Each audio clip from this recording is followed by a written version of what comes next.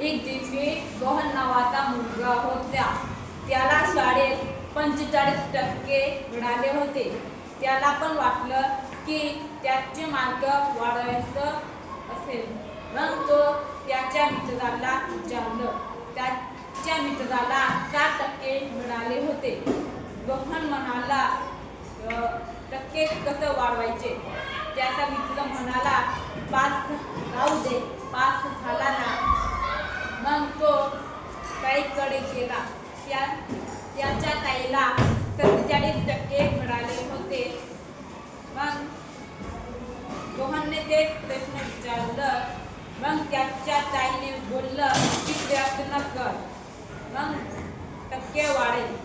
मग तो त्याच्या दादाकडे गेला. दादा बोलला, तू काय करतो? मग रोहन म्हणाला की शाळेत जे शिक्षक शिकवतात ते घरी येऊन स्वाध्याय सोडवतो, मग पाठ करतो, मग पेपरमध्ये लिहितो. मग त्याचा भाऊ बोलला, तू असं करतो? मग भाऊ बोलला की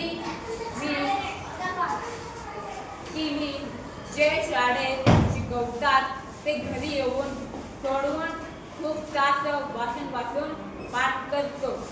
असं मला टक्के वाढतात. मग तो याच्या बाबाकडे गेला.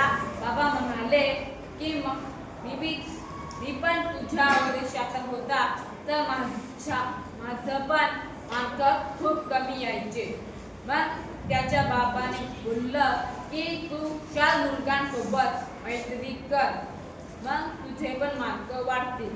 मग रोहनने तसंच केलं. पुढच्या वर्षी त्याचे मार्क वाढले.